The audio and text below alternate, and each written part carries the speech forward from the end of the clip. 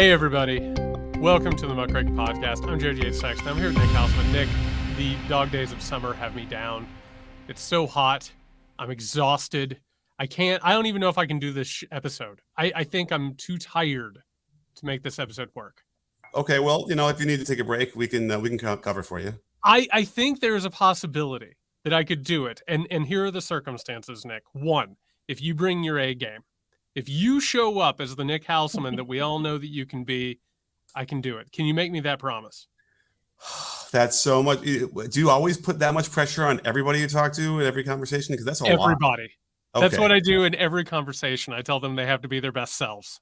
All right. Well, you know what? I play better when I'm loose. Wait a second. Danielle Moodie, the host of Woke AF, of the new abnormal Democracyish, every podcast worth listening to. Danielle, you're here to help us. I am here. I saw the bat signal and I said, I got to go there. Well, what I love, Danielle, is that you are on the show, and every time you're on here, it's the right time. But we are also, I keep trying to tell everybody, we are entering silly season of politics. We are on the verge of the primary season beginning in full force. We're about a month out from that. That means things are about to get weird. And Danielle, I want to go ahead and I want to set the scene for people. I don't know if they've heard about this. I think this is a great jumping off point. This past weekend in Michigan, and for people who don't understand, and I love Michigan. I have a lot of people that I love from Michigan. I love to go up to Michigan. Michigan is a great state, one of the great labor states in the union. People do not understand how weird Michigan can get at times. At a Republican state committee meeting this weekend, let's just say it hit the fan. These are some details, Danielle. This is from an article covering this from the Rolling Stone. Quote, Michigan Republicans have been at odds about the direction of the state party, and the situation resulted in alleged physical violence. James Chapman, a Republican from Wayne County, told the paper he traveled to the city of Clare to join the party meeting at the Doherty Hotel. But the meeting was reserved for members of the state committee. So Chapman said that he and others gathered around the meeting location and recited the Pledge of Allegiance. Never changed, GOP. He also said that he attempted to open the door to the meeting room by jiggling the doorknob. Mark DeYoung, who chairs the Clare County Republican Party, said he heard Chapman's attempt to enter the room and open the door after seeing someone flip him the bird through a window. Quote, he kicked me in the balls as soon as I opened the door, DeYoung said of Chapman, speaking to the Detroit News by phone from the emergency room. Quite the kick in the balls, by the way. DeYoung added that Chapman charged him, slamming his body into a chair, and said he now has broken ribs. There's a lot more to this, but this is another moment from the ongoing demolition derby civil war within the Republican Party. Michigan is a flashpoint where MAGA, institutionalists, and the new right are all coming together like a bunch of different weather fronts and kicking each other in the balls. Danielle, how are you feeling about the Republican Party moving into the primaries that are going to take us to 2024? I'm terrified. Right? Yeah. Like I just reading that story and thinking to myself, these are grown people. These are adults that want to be able to make policy decisions for that state. But this is indicative of what we saw during the fight for speaker on the floor of the House. We saw Republicans almost come fisticuffs there. So I'm like, this climate of toxicity, of just nasty rhetoric we've seen result in violence, right? With Capitol buildings being stormed at, in January 6th, but also state Capitol buildings being stormed, right? During COVID. And it makes me really worried that these people, they're trying to out MAGA each other. And I'm like, what does that look like? Right? Like, I don't understand it. Like, you're reciting the Pledge of Allegiance outside of this meeting. Why? Of all things, like, what are you doing? Like, what's the point? And I guess that's the larger question for the Republican Party. What's the end game here? What's the goal? Because is it just to run the country like a mobster, right? Where loyalty is everything. And then you just start knocking each other off. Like, I don't understand. The only good news about this story is that this is probably one of the rare times when the GOP, they're not lying in the story, because I know that somebody flipped them the bird. That happened. I know that somebody opened the door and they kicked him in the ball. Like, these are not things that are made up. This is finally we're getting the truth of like a real reality of what happened here. Does anybody want to know exactly what the direction of the Michigan GOP party is and what the beef could very well be about? Because I was trying to find it. They don't mention it in that article, but I looked up a Google search. Do you want to hear it? Well, what's going on is that the Michigan GOP, and again, I want to point out that this was a state that this is where the so-called blue firewall fell apart in 2016, where the Democratic Party lost control to Trump taking a lot of those Midwestern states that traditionally go blue. But they have had a long grasp on the legislature in that state. They've had pretty much, sort of a balanced way that they've moved through the years, and that's fallen apart because they have nothing to offer anybody. And this is a sinking ship, which is part of the problem with the Republican Party, Nick, is that there's no direction. And so they're all pushing in so many different directions. They're reflecting the larger tumult that's taking place within the Republican Party right now. Sure. Well, just really quickly, like a quick look at the a list in the Google search from the title, the top line headlines. Michigan GOP chair election underscores parties divisions. Okay. Election conspiracist to lead Michigan GOP through 2024. That happens a whole bunch of times. So it definitely feels like there's something going on there where there are people who want to maintain that 2020 was stolen and that they're going to continue that whole thing until 2024. Maybe there are some other Republicans out there that, want to focus on other things that might help them actually win these local elections. Well, and by the way, I want to point out something real fast, and I want to get this quote in there simply because it makes me laugh, but it's also very telling. James Chapman in this entire situation is the guy who charged the guy, broke his ribs. He has this moment here, and I'm gonna read this verbatim. Chapman also said that during the confrontation, he removed his glasses. Quote, "When you see me taking my glasses off, I'm ready to rock." Now, first of all, great quote, wonderful quote, but also incredibly telling. It's so pathetic and it's so sad. And I have to tell you, as a person who has been in his fair share of fights and who has been around a lot of toxic white men, this is the type of shit that they say that tells on them, right? They say it, they're trying to sound tough, but it's actually really embarrassing. And it's also like indicative of something else, which is the people who are using violence have no other means of communicating. They have lost everything else. They have no other means of moving forward. The Republican Party has no platform. We've covered that extensively on this show. I've heard you talk about it, Danielle. They don't even bother to create a platform at this point.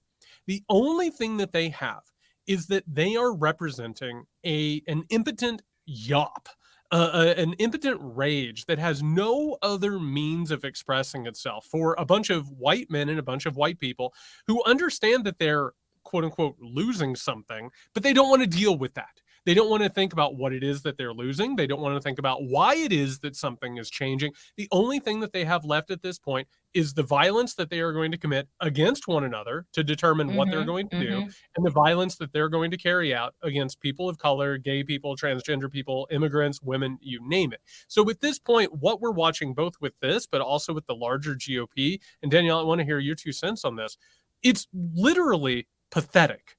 And the patheticness is an expression of something much, much larger that the GOP itself is expressing. It has no ideology. It has no actual purpose beyond being focused like a gun by wealthy white billionaires to go ahead and carry out what they want. Other than that, there's nothing else that they're doing. There's nothing else they can do. They're all over the place. You can't even call them conservatives anymore. They're just this sort of fascistic expression. That's it. It is a party of grievance, of white grievance in particular, right? And you would think where working class whites have lost their jobs because the white billionaires sent those jobs that they were doing in factories and in places overseas so that they could get tax breaks. You would think that it wouldn't just end with these people are stealing your jobs. It would also be, this is how we're going to better your position in life. But it's like these people are just stuck on the whining, the complaining, everything that they project, everything that they say about the left is nothing more than projection. oh, all the left does is whine about rights and whine about this. And I'm just like, we're talking about trying to make America better for everybody, but genuinely centering the people that have been most marginalized by greed, right? That we have seen wielded by white billionaires that have hurt you too. But for them, it's like you say that they have no policy. Their policy is just cruelty. Yep. I hate the same people that you do. So that's why you're going to vote for me. And my follow-up with Democrats is then to say, does hate put food on your table? Is it going to put medicine in your medicine chest? Is it going to fill up your gas tank? Right? Is it going to provide for you in retirement? It's not. And so ensuring that other people don't have doesn't make you have more. And that's kind of this conversation that I want. Like, Republicans have stopped at the grievance point, but they have not created the plan for what comes after we've complained. What's the plan? Right? So there isn't one. And I would argue that though, while their ideology is hollow, white supremacy has always been hollow. It's for white dominance, right? At the expense of everybody else. But then you're dominating. Either people no longer want to come here. They no longer want to work for you. So I guess we force in labor, right? And we just need to turn over a couple of constitutional amendments for that to happen. But it's just like, what's the plan after it's just you white folks in America? Right? Like, I'm just curious. So when it's just white people that are here, because that's what you want, what's the plan? What does it look like? I might have the answer. I might have the answer that they give you. Because certainly if you talk to people on that end who are, who espouse really horrible things, if you were to tell them, listen, those are racist policies or those are racist things that you're saying, they'd be like, no, they're not. Absolutely. I love everybody. You're being racist. That's how they'll start it. And they'll believe it. But I truly believe that what's going on here is that when they put their fiscal policies in place, trickle down economics, top down, and they really make sure they benefit the richest people in the country, they are convinced that everybody else will simply be better off too. All the medicine and groceries and gas, all those things they'll be able to afford magically because all the rich people will then suddenly let all that other money flow down in that way. And then you'll have your choice of where to spend that money on medicine or food or schooling, right? Because you'll have a little bit more money in your pocket. I think that's what they want to do. They don't want to create the policies. They'll just let you, under this guise of having your own liberty and control, do it with all this extra cash they'll be laying around. Well, I want to start, first of all, responding to that, because here's a phrase that I haven't used in a while, and it has now presented itself, which is neo-Confederatism. And one of the things about, like, what does a white supremacist society look like? Go to the antebellum South, baby. Because if you actually want to take a look at what that was like in terms of political and economic power, it was a very, very small group of wealthy planters who owned a lot of slaves and had an entire working class of white people underneath them that they kept in control by saying, hey, guess what? I know you don't get paid anything and you don't have anything, but you're better than the slaves. That's what that society looks like. Second of all, they can't even get behind trickle-down economics anymore. The wild thing here is that they're actually pushing for economic protectionism. They're actually, at this point, not even worried about the free market. They literally have said the free market has failed us. This is why they say woke corporations, communist corporations. At this point, they literally want to create a white ethno-state in which there is a small group of people that the economy takes care of. And by the way, I have to tell you, if there's some white supremacists who are listening to this podcast right now, they're not all talking about you. They are talking about getting your support by pushing this stuff forward. And, we're going to talk in a minute about this weird blossoming feud between Ron DeSantis and Donald Trump, which I think is telling us exactly where all this stuff is going to go. But the amazing thing is white supremacy is a hellacious weapon that they are wielding here. And it goes ahead and it creates for some people. And again, it's sort of horrific to think about this. They're trying to put the idea of a utopian society in these people's heads. They truly think that they're going to live in an antebellum society where manners are back and, people are living these sort of like old agrarian fantasies. That's not what it is. They want your asses in factories working for nothing, being exposed to fumes and creating cheap products that they'll in turn use their economic protectionism for. But that's not what they're pushing forward. Make America Great Again is not about, it is about making America quote unquote white again, but it's also about making America top heavy again with the wealthy versus the poor. Well, real quickly though, the factory workers are trying to create that transcends race. They don't care what the people look like, I don't think, right? No, and as a matter of fact, one of the things is they do want to create a permanent underclass of workers, which is what things looked like at the beginning of industrialization. After the South was broken, leading into the era of industrialization, you basically had this entire underclass that was made to work and toil and die. And they've dressed it up. They dressed it up in this utopian thinking or whatever. But to go back to what Danielle was saying, that white ethno state, it is not exactly what they're selling to people. I'll just say that. But I want to add this real quick, which is that when we look at the top heavy economic plan that they have, this is how education factors in to this permanent underclass, right? This is how the war on public education is going to factor into their larger, evil, Dr. Evil plan, which is that if you can dumb down the population enough so that you are no longer globally competitive or basically competitive with your neighbor at all. We've erased education. We've gone back to what Ron DeSantis refers to as the basics, reading, writing, and arithmetic, right? And there is no critical thought. There is no innovation. There is no nothing.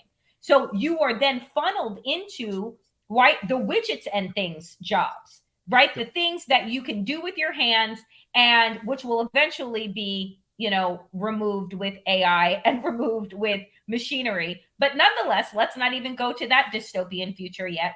But the whole purpose of rewriting curriculum, of scaring teachers out of the classroom, of erasing history, right, is to narrow this pool so that you have this permanent underclass, because you can't go anywhere else, right? You're not, like, who is hiring people from Florida? I just want folks to think about that. When you have on your application to anything that I came from Florida State University or I came from or any of these places, where is your education level going to be next to somebody that is coming from New York? Florida's public education system was already crap, right? DeSantis is making it worse so that these people have absolutely no option.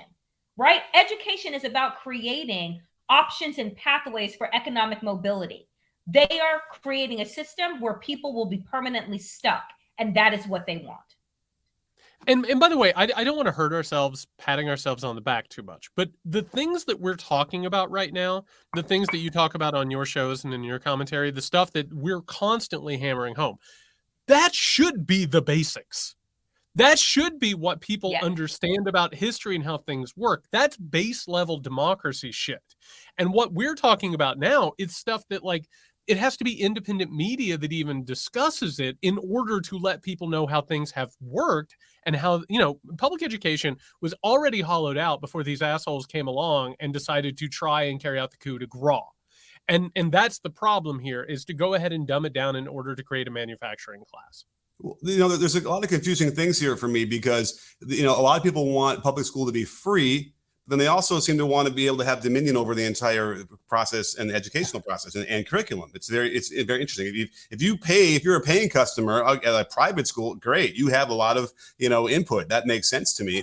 But remember when we were going crazy about the 1619 project and how that was what they were so concerned about being taught in schools, right? That was the whole thing. And you don't hear about that at all. All you hear about now is an attack on LGBTQ things and going on there. And so I'm wondering if we've morphed because it's not even necessarily for mind control or keeping these people dumber so they work in factories. I kind of feel like some of these parents, whatever, must think that if a kid hears about a gay person, that they're going to suddenly become gay.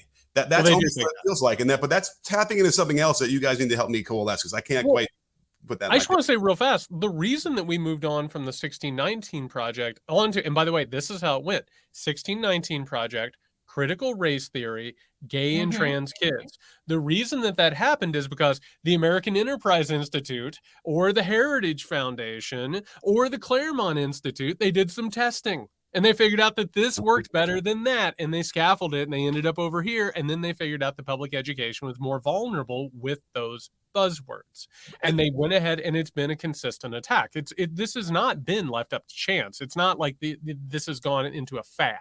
Right. It's all in service of votes, I think, right? This is what we're trying to do. They're just whipping it's in service of taking over public education in terms of like creating moms. Is it Moms for Liberty? Moms love liberty, moms and liberty forever. What the shit is that? I like to refer to them as, you know, the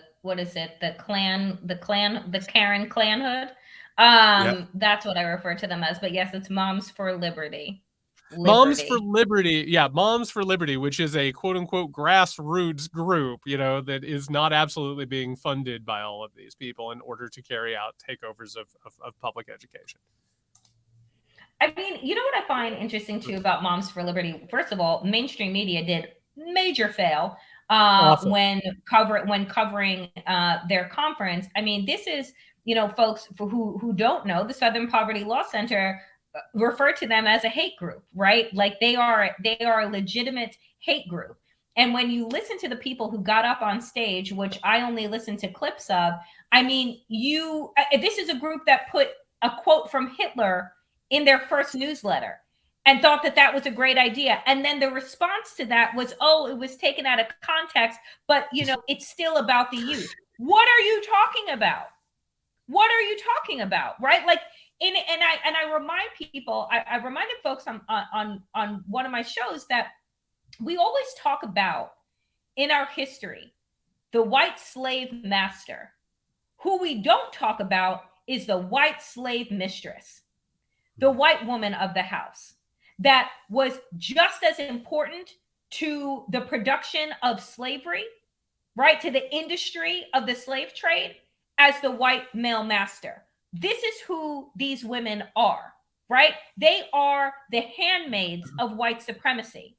And so just because they put on lipstick and bake cookies for the Klan, we have allowed what is often used as the feminization of white supremacy to allow that to be mainstream by the media, referring to them as like, oh, I feel like they called them either like a protest organization, or they called them something that was like euphemistic. And I'm like, these women are going into school districts that they don't even have fucking kids in, right? In order to overturn like public thought, right? Like they are the thought police. Right? So like this idea that just because they're not in artillery gear like the Proud Boys and the Oath Keepers, those are their husbands and their sons. Right? So like, let us not like forget the role that white women have played in our history and the perpetuation of violence and oppression. No, because one of the things that the right loves is they want to get a female face out in front of these things. First of all, to go ahead and undercut any sort of misogynistic accusations. If people don't know this, look up Anita Bryant and the damage she did to the LGBTQ community. Mm-hmm. Look at Phyllis Schlafly and the damage she did to the feminist movement and equal rights. Like this is you're exactly right. They don't want people out there in paramilitary gear pushing all of this stuff. And if you go back, what's happening right now looks a lot like the school board and school material battles that took place in the 1960s, 1970s, which was all spearheaded by concerned mothers, right? Yep. And they were all funded by the exact same people, because it's a bunch of sock puppets is what you can go ahead and call it. But that's exactly what this is. Yeah, it's all, by the way, it's frightening to me only because, you know, not to generalize women, but when you see women with this vitriol, it's very disarming for me. Like, I don't know why. I just sort of maybe associate women with being, you know, loving and kind and, you know, to people. But when you see the Moms of Liberty, it's particularly disgusting. And it also is clearly them trying to get more women voters, right? That's a big issue. And I'll keep turning this back on this because they got killed with suburban moms, and they're trying to figure out other ways to tap into that. And the worst part about the school stuff, though, is that they've been able to make it where you can have one single parent ban a book they can simply file the paperwork, one person, and that seems to be enough to get that book pulled.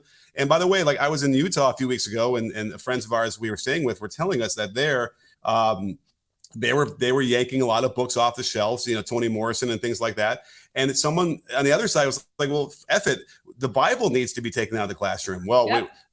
And they gave them a whole bunch of listing why. And like they actually had to take it out of the classroom because the Bible is probably the worst violator of all the things that they're so afraid of.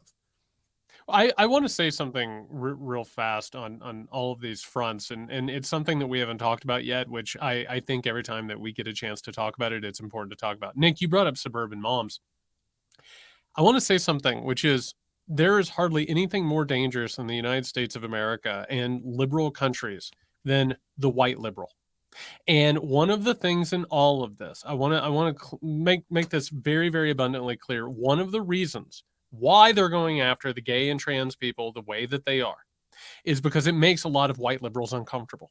It makes them, they don't know what to do with it. They're uncomfortable with it. Maybe their kids are sort of messing around with gender. Maybe their kids' sexuality is a little up in the air. Maybe they're at school and they're feeling a little bit uncomfortable with the conversations that they're suddenly having.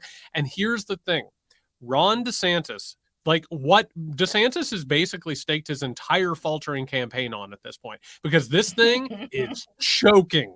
This thing is it's drowning and it's swallowing water by the second. They have pinned their entire hopes on attracting the so-called swing voter, which is, by the way, a white liberal in 2023. That's how things have changed. That's what the Republican Party has become. But they're trying to say, hey, you don't feel comfortable with what your kids are talking about. You don't feel comfortable with what's going on in your kids' lives. You feel a little weird about all of this stuff. The white liberal will look you in the face and they will tell you what sounds good. And they will tell you what will earn them points in terms of like getting them brownie points. And then on the other side, they'll vote for Ronald Reagan. On the other side, they'll go ahead and be fine with a Ron DeSantis. And it's not every white liberal, but I have to tell you that a lot of what is up in the air right now going into 2024 is where are those moms? Where are those parents? Where are those wealthy white liberals? Where are they going to end up in this equation? And I'm trying to, I wanted to find it, which is the quote from Martin Luther King in Letter from a Birmingham Jail, where he talks about, he doesn't call it, it's not the white liberal then, it was the white moderate. And it was saying that, like, I don't fear, right, the White Citizens Council or the KKK, right, because I know where their hearts are. They're telling me to my face, right? It is the white moderate that wants to sit on the fence of injustice and think that they are doing something by doing nothing. Right? Like, oh, I'm a good white person because I'm not out, burning crosses on somebody's lawn. Well, how good are you if you are then voting to remove books from the schools? If you are then, right, have people say, oh, well, I'm uncomfortable with my Gen Z child talking about gender identity and gender fluidity. Well, the question that they are posing with their openness is, why did we all fall for the binary bullshit in the first place? Right? Like, why have we all fallen for the rope-a-dope when there is so much more expansiveness to life? Right? And so what they don't want are the questions. And it is a white moderate that wants to sit there and say, oh, I'll put up a little black square that says I'm for Black Lives Matter, but I'm going to call the cops on the kids down the street who are selling lemonade because there's 4 black kids and it's making me uncomfortable, right? So it's like, until white people can reckon with, right, the lies that they have been filled with, the lies of American exceptionalism, the lies of their own exceptionalism, and that they can possibly do no wrong. So we must erase any wrongdoing from the reality of our curriculums, right? And from our kids' minds, until there is a reckoning and a mirror held up, right? White liberals will be the worst offenders because there are more of them, to be honest, than there are of the Proud Boys, the Oath Keepers, and the KKK. Wait, Danielle, I just want to seek a clarification. I want to make sure we're all on the same page. Are you telling me that we shouldn't be worried about the kids wearing their hair long, listening to the Beatles, or blasting Public Enemy out of their car? Is that what you're telling me at this point? It's weird. It's weird. What's old is new again. It's very, very strange. Well, here's a question. What's worse, the white liberals who you're describing, which kind of sounds like me, but not really, but hopefully not. Or the conservative whites that are represented by people like John Roberts, who are convinced that there is no more racism left in this country. And everyone that was done. But Nick, that's the amazing thing about this, is that the white liberals or conservatives, whatever you want to call them, they're part of a generational story. John Roberts represents a lot of people who think that because they marched in the 60s and 70s, they solved it. They're the heroes of the American story. There's no more need to go after that stuff. It also doesn't hurt that they have a lot of money and power that they don't want to give up. But you're exactly right. John Roberts represents a group of people. We solved the problem, everybody. Let's throw a party. Let's get some pizza and some ice cream. I mean, it's so insulting of our vision, right? Of our brains, for John Roberts to even utter the fact that in his decision to gut the Civil Rights Act and to disallow pre-clearance for the most racist states in this country, that we don't need it anymore because America had moved on from race. And I'm just like, what fucking America do you live in? And also, name for me 10 Black friends. Not one, right? Not two, but 10. 10 Black people that know what the inside of your fucking house looks like and know like your kids' names that you go on vacation with, that like you have attended their church. Talk to me about it. Are you counting like wait staff? Are you counting like servants in the house? Nope. Right. Because So they it's wouldn't know what the inside of the house looks like. Right, because they would know what the inside of the house looks like. And it's like, you look at the killings of unarmed Black people. You look at the racial wealth gap. You look at the education gap. Like, you look at these things and you say to yourself, oh no, job done? Like, I'm confused. You had one Black president in a line, right? In a line of 46, one Black one. And we've solved every fucking problem? Are you kidding me? It's so insulting is what it is. I find Roberts and that entire court just so disgustingly insulting. Like, they are laughing at the rest of us while flying on their billionaires' jets. By the way, like, and then they'll throw like statistics in your face too. They'll try and make it seem like, well, the majority of cops being shot are from Black people, so naturally they now need to be shooting back first. Whatever, it's the most ridiculous, manipulation of any kind of numbers. But in their mind, that's science. Versus like trying to have science about anything like COVID. We've talked about this all the time, Jared, about the torque that must exist in these people's brains. Incredible. Because nothing will make sense if you really try and pull it apart, but it does make them feel better. I think this is all what it's about, making these people feel better about something. Yeah, it is. It's about telling people what they want to hear, is what it is, which is the entire point of what has happened with the Republican Party and the right. And we live in this really weird time where we have a lot of things that need dealt with. It's obvious that this political order has fallen apart. It does not work. It did not produce good results. It's obvious that white supremacy and dynastic economics, and by the way, the trillions upon trillions of dollars that they redistributed from the middle and the working class all the way up to the wealthy, it didn't work out. It did not help our economy. It didn't help our politics. It has led us to a dead end. On top of that, I don't know if people are aware, and I don't want to scare everybody, we have about 8 or 9 separate crises that are existential in nature and can either lead to the end of the human race and the end of democracy as we know it, or we can take care of them. The amazing thing, though, is that they have figured out you can make a lot of money and you can win elections and you can gain a lot of power telling people whatever in the hell it is they want to hear. And that is really appealing to people at this point. And there are a lot of people in this country who don't want to look in the face of the fact that the money they have, the power that they have, the lives that they have been built on white supremacy, that from the very beginning, capital liberalism, whatever we want to call it, was built on white supremacy. Everything that everybody has at this point is built on layers upon layers, almost like an ice sheet of white patriarchal supremacy and oppression and genocide. And it has reached a point where people don't want to listen to that. They want to be told what they want to believe, and they'll vote for people who do it. I mean, Donald Trump could not be reached for comment.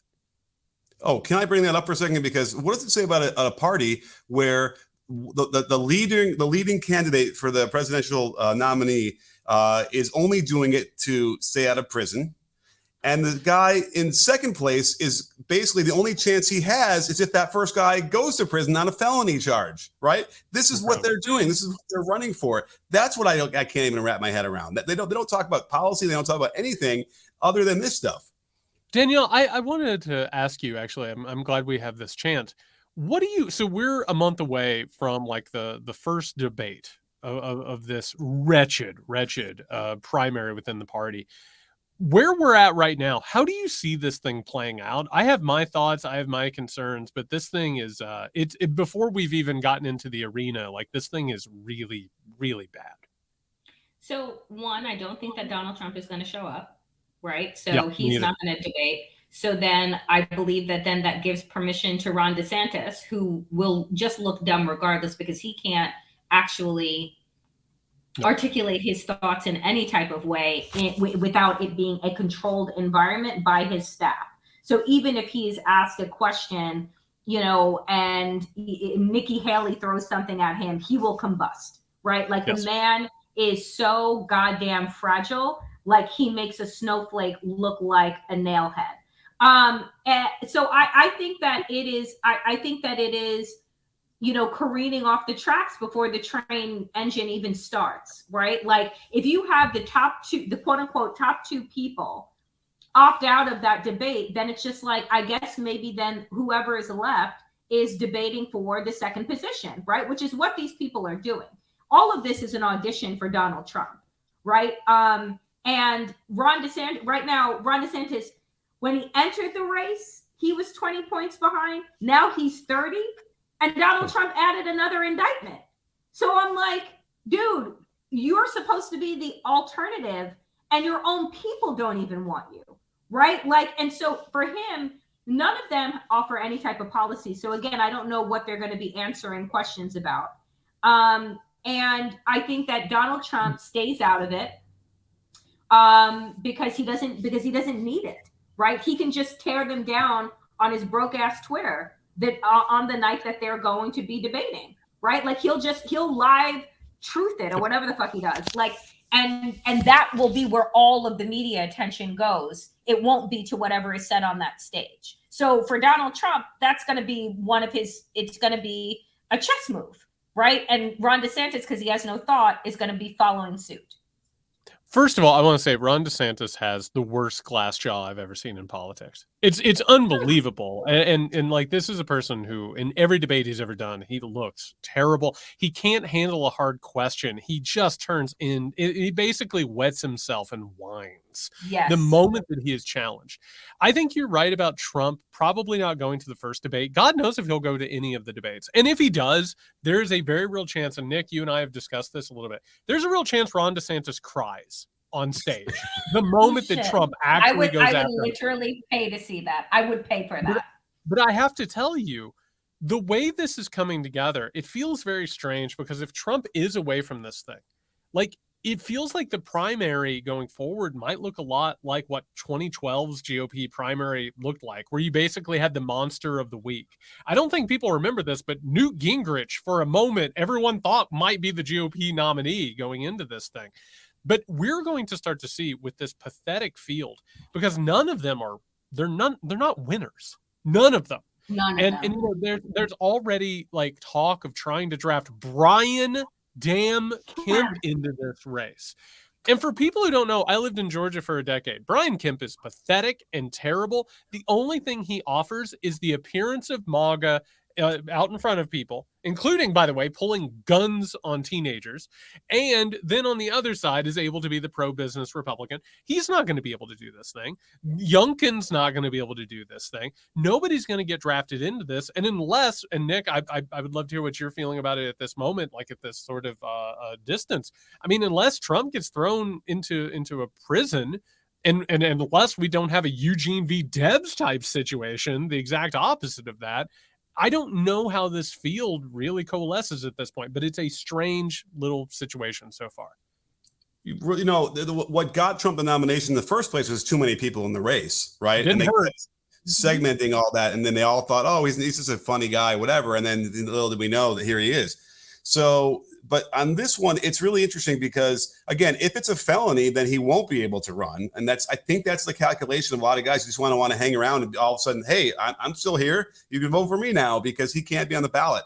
But I would imagine that, not Kemp, DeSantis will probably be like the Rubio, who has all the canned answers, right? They trained him. And remember when Chris Christie called them out? That was awesome, right? That was a great moment of debate. I would imagine the same thing is going to happen there, and that hopefully the other people will be ready for that, because he'll be that robot who can't, he's a robot without AI, so he won't be able to recreate a new answer based on the fly. We'll probably get one of those really scary laughs from him at least once or twice. And so. I think that'll probably be a real problem for him. I would say that there are a lot of times candidates come out of nowhere at this point of the race and get back into it. But this must feel different to you guys, right? As far as DeSantis goes, right? Like this 20, 30 point deficit just feels different than remember Biden was dead on arrival until South Carolina. Right. I don't know. There's just something about Ron DeSantis. He has the cruelty of the Trump administration without the charisma to get people to go along with your cruelty, right? And all people have to do is look at the state of Florida and say, is that what we want for the rest of the country? I think that if DeSantis becomes the nominee, I think that the only thing that he would have going for him is looking younger, way younger, right, than Joe Biden. But he literally has no charisma. He's not going to take questions from reporters. There's not going to be debate energy. Like, even watching his fake debates were horrible, right? So it's like this matchup between Trump and DeSantis, and then everybody else in single digits at this point. I just don't, their bench is so weak, right? Like, I don't know who they pull out. Youngkin, Kemp, like, these are people that under the spotlight will fizzle, will absolutely fizzle. And DeSantis was the one with the most chance. And I mean, he's stumbling, like, it's just like he can't catch the ball, like, at all. Like, put a pizza in front of him, and I don't, like, it is the way he eats, the way he talks. Like, what is good about this guy? I don't fucking know. I mean, literally, he has all the charm of a JAG who served at Guantanamo Bay and made sure that prisoners were tortured, because he is a JAG who served at Guantanamo Bay and made sure prisoners were tortured. I wanted to talk about this really quickly before we get off here. I would be remiss if I didn't bring up this New York Times editorial and what was said in this thing. This was from the editorial board from the New York Times. And by the way, I'm a person who's appeared in the New York Times. I've tried to tell people what the New York Times is. Everybody's like, oh, the leftist rag, the New York Times. They do not understand what purpose it serves, what signals it sends, what it communicates. This deserves a little bit of focus. This is from a recent editorial called "America is Living on Borrowed Money." And I don't know about the rest of you. I saw that and I was like, I'm going to get a drink. I'm going to go get a drink. I'm going to sit down. I'm going to really let this wash over me. I'm just going to go over a couple of highlights here, guys. In this, they call debt, which a reminder that debt is imaginary and that nations are there to accrue debt in order to carry out things. This is one of the reasons why there are nation states. They say that our debt is, quote, increasingly unsustainable. Quick little point of order. It's unsustainable because the Republicans created a chaos situation with the debt ceiling, which has never been that in the past. But they said that it is, quote, imperative for the nation's leaders to chart a new course. And I think everybody who's listening to this hasn't read the editorial. I think they know where this thing's going. They say, of course, that Republicans lower taxes for the wealthy and all of that. But then they get to the heart of this, why this article exists, because it is sending a signal to Democratic leadership. And it is saying something very loud and very clear, and a reminder that the New York Times speaks for the market and well-off aging white liberals. Quote, Democrats must recognize that changes to Social Security and Medicare, to the major drivers of expected federal spending growth. Ding, ding, ding. That is wrong and false. It's the military, but we'll move forward. that those changes should be on the table. Anything less will prove fiscally unsustainable. They think it's time for, quote, painful choices. Danielle, are you ready? Are you ready to make some cuts to Social Security and Medicare? I just wish that the painful choices that this country, that the New York Times was talking about, maybe would come at the expense of billionaires who don't pay their fair share. Maybe come at the expense of the military that has a ballooned fucking budget.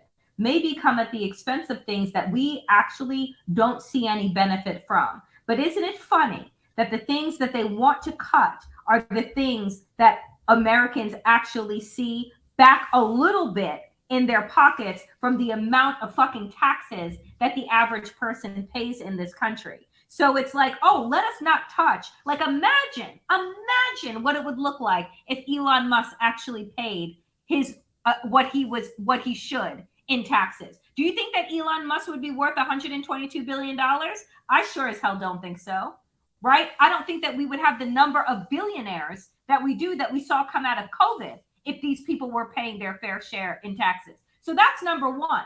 Why is it always that the response of the New York Times and other elite quote unquote spaces is that it is the working class and the shrinking, non-existent, invisible middle class that must then pay the price for America's ballooning deficit that happened into a balloon because of Republicans' bullshit and cuts for the rich, right? But let us not focus on reality. Let us focus on the aging and say that America would look so much better if we had what?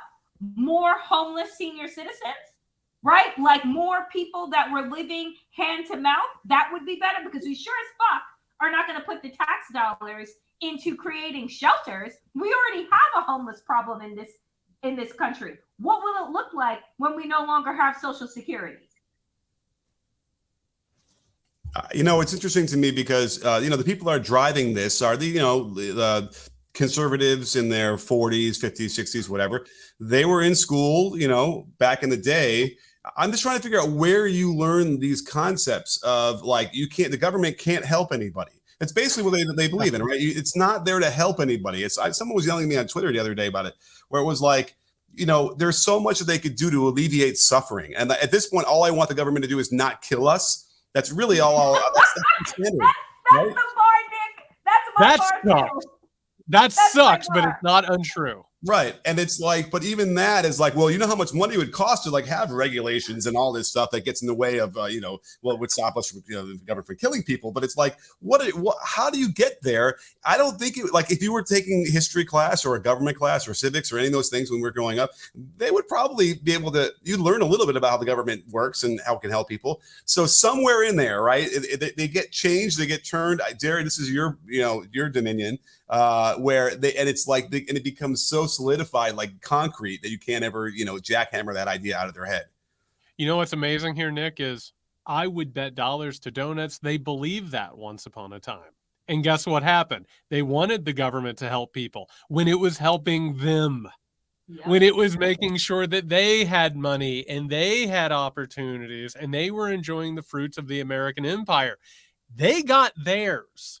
The people who are sitting there talking about going after Social Security, one, they're not worried about Social Security for their retirement. Two, a lot of them are already to the point where they're collecting Social Security. They don't have to worry about Medicare because they're wealthy. Guess what? Everybody who contributed to this op-ed makes millions of dollars a year. Millions of dollars a year. But guess what? Now, it's time for some sensible liberals to come in and say this. And this is the point. The Republican Party has moved so far to the right and has become a white supremacist fascist party that the Democratic Party built a real big tent that went everywhere from center left all the way to Bill freaking Kristol. And so what has happened now is that the Democratic Party has to become the conservative party. And they are now saying, guess what? We don't have all that money that we need to do. By the way, we got a Cold War we got to start, guys. We got to have hypersonic missiles. We got to have a space force because we have to have a new Cold War. We have to start cutting some things. And guess what? We don't like it any more than you, but we're going to have to go after Social Security and Medicare. And here's the difference between these two parties at this point, besides the fact the Republicans are over here practicing coups. The Democratic Party will sit there and say, we're so sorry that we have to do this. We wish that we didn't have to do it. My God, I wish that this wasn't the case. But I'm telling you right now, the moderates of the Democratic Party, well, they used to be moderates. Now they're Republicans. Joe Manchin is a Republican with a D next to his name. Joe Manchin, he read this op-ed and he's like, oh, thank God they're coming to their senses over there at the leftist New York Times. It's an opening. And you're going to see some of these assholes start to tout this thing. That's how this stuff starts, is you start putting it into the water and you say, guess what? We have to do something about it. But Nick, they used to believe the government should do something, and now they don't believe it after they got what they wanted. Yeah, and like your Joe Scarborough, his op-ed, which says we need to just stop complaining about America altogether. Like, what is wrong with you people? Wave your flag and shut your fucking mouth. It's essentially what should have been entitled. So for anybody who hasn't seen this, by the way, Joe Scarborough has the most infuriating art. I'm putting quotes around article. It's one of the worst written things I've read in years. Joe Scarborough has this article that basically says, and I love it whenever they vomit this stuff up. It basically says, America's fine. Why are you complaining? It's a Matt Iglesias special. Real fast, Danielle, I looked this up because I wanted to know it. I'm going to ask Nick this as well. We're going to have a quick little trivia thing. Are you ready for this? Mm-hmm. How much do you think Joe Scarborough makes a year for Morning Joe? Ooh, okay, good question. I'm going to go based on what's his face was making on the Today Show before he was fired, which was around $25 million a year. So I'm going to say 28. That's high. I'll go ahead and say that's high. Nick? Really? Yeah, okay. My first thing was like maybe like 5. We'll split the difference. It's him and Mika. A reminder that they are married. Both make 10 to 12 million a year, each combined. Oh, combined. And by the way, and these people, by the way, Joe Scarborough and Mika Brzezinski go on TV every single day and tell people, basically with their hands over their heart, singing the national anthem, that everything's better than you think it is, and the left needs to shut up. They are worth close to $250 million. And so guess what? If you want to sit there and say that things in America are better than what people say that they are, it helps to have nearly $250 million. I'll just say that. Yeah, let them eat I would be friends with them if they send me on some trips and some private planes and stuff like that. I you know, but I would think America was awesome if I had $250 million. I think America was You know what? As a matter of fact, I would chisel that in fucking marble if I had $250 million. What a country. What a country. We love it. We love it, folks. I mean, listen, it probably is better. And I just want to say, and we didn't get a chance to go over that article today, I love that he went ahead and said that America needs an Atticus Finch to defend it, and just completely lost any sense of who Atticus Finch was and what was happening in that novel. Never, ever changed, Joe Scarborough. Keep going, Morning Joe. Well, we are familiar with. Did you ever see the article about Atticus Finch and how the legal analysis of his argument in court? No. It's kind of like she asked for it. Was basically the you know, in a sort of, you know, postmodern view of what he did, and we, you know, so Atticus Finch might have been troublesome later on in life. Nick, it turns out that if you basically look at any American literature before like 1989, yeah, you know what I mean?